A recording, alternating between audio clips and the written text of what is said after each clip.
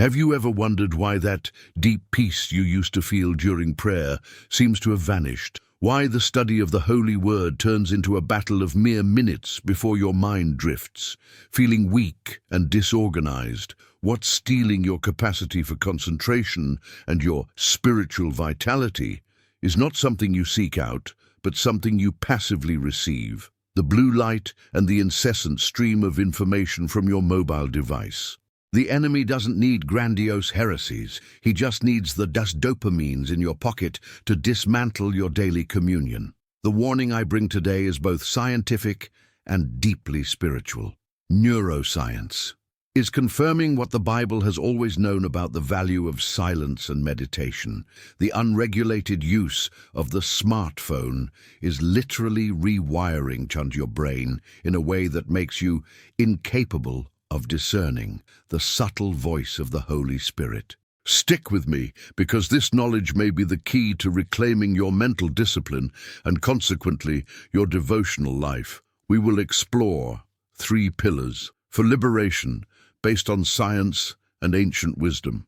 Pillar 1, the attack on concentration, the tyranny of dopamine. The first point of aggression is how your device destroys mental patience. Ask yourself, why do I feel so bored and restless when I'm without stimulation? The answer lies in a crucial neurotransmitter, dopamine. Every swipe, every notification, every 15-second video releases this substance, creating a cycle of immediate reward that hooks your brain on superficial stimuli. Scientists call the area responsible for focus the prefrontal cortex, PFC. The control center that handles sustained attention, moral decision-making, and emotional regulation. When the PFC is constantly overloaded by quick dopamine spikes, as detailed in critical studies like those by Dr. Anna Lemke, author of Dopamine Nation, a vital work on the subject, it becomes exhausted. The spiritual consequence is severe. Deep prayer or the reading of prophetic books like Ezekiel's or Revelation demands a healthy, patient PFC. Without it, you lose the mental muscle required for biblical light meditation. Remember what is written in the book of Psalms 1 verse 2. But his delight is in the law of the Lord, and on his law he meditates day and night. How can you meditate if your mind has been trained to jump every 15 seconds? The digital noise drowns out the still, small voice mentioned in 1 Kings 19:11-13, where the prophet Elijah found the Almighty not in the wind or the earthquake, but in the ensuing silence. Practical solution, the stimulus fast. You must re-educate your mind. Start with the 30-minute rule. Prohibit phone usage in the first half hour after waking and in the 30 minutes before your nightly rest. This allows your PFC to recover and begin the day with T purpose instead of key reaction. Pillar 2. The wear on working memory, the crisis of superficiality. The second point of fragility is your working memory, or operational memory. Your brain's ability to hold and manipulate essential information for learning and reflection. The relentless stream of short, rapid-fire content prevents information from consolidating in a meaningful way. Research in cognitive psychology demonstrates that constant task switching, the well-known digital multitasking, actually does not increase productivity. It creates an illusion of efficiency while drastically reducing the depth of processing. Your brain is constantly in unpacking, discarding, drain mode. The impact on doctrine. If you can't retain the truths from a sermon or a passage from Yasis to Romans or Shoternain, Hebrews, your faith becomes shallow. Chronic superficiality is incompatible with the call to spiritual maturity as exhorted in Ephesians 4:14-15, where the Apostle Paul warns us not to be tossed back and forth by the waves and blown here and there by every wind of teaching. A mind trained for distraction is a mind vulnerable to manipulation.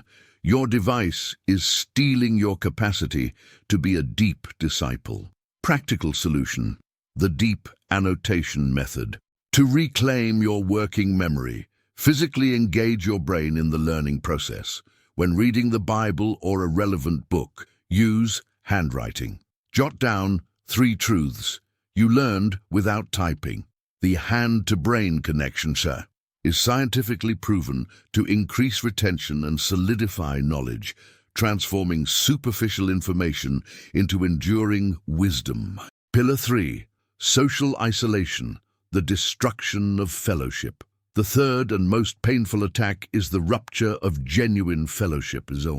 We live in an era of hyperconnection, with millions of active global platform users, yet loneliness and depression have reached unprecedented numbers, as documented by various public health entities over the past decade. Virtual contact, while useful, is a poor substitute for human interaction.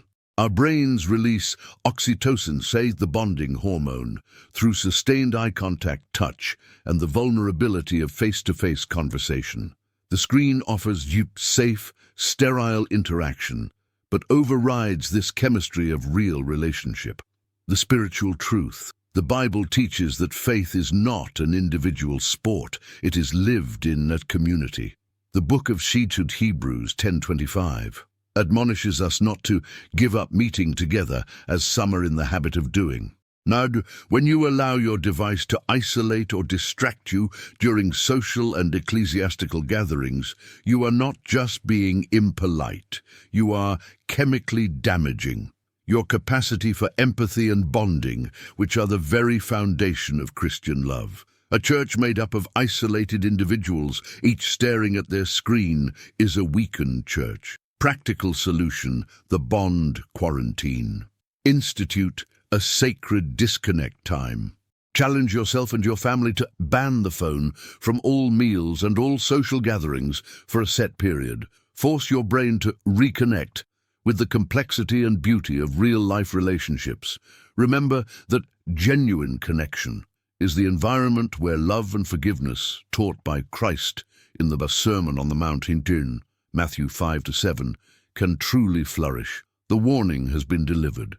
We have seen that phone addiction is not just a productivity issue, it is a biological and spiritual gateway to superficiality and mental confusion. Your brain has been conditioned to hate silence, reject depth, and fear real communion. Now, the choice is yours. Will you continue allowing the dopamine tyranny of the scroll to atrophy your discernment, or will you be radical? Jesus did not tell us to try. He told us to cut off what causes us to stumble. If you are not fighting this addiction, you are being overcome. There is no neutrality on this battlefield. Now is the moment of decision. If this message has awakened your soul, I invite you to make a public vow in the comments. Write the following sentence with all sincerity. I free my brain for faith. Today, I turn off the noise. If this analysis has brought light into your life, hit the like button now. This is more than a click. It is a signal to YouTube that this message needs to be delivered to more people who are losing the spiritual battle to their cell phones. Share this video with the most phone-addicted person you know. And if you seek to continue this journey in the science of holiness, subscribe to the channel and hit the bell. In our next video, we will expose how the neuroscience of gratitude can be your most powerful shield against the chronic anxiety of the digital age.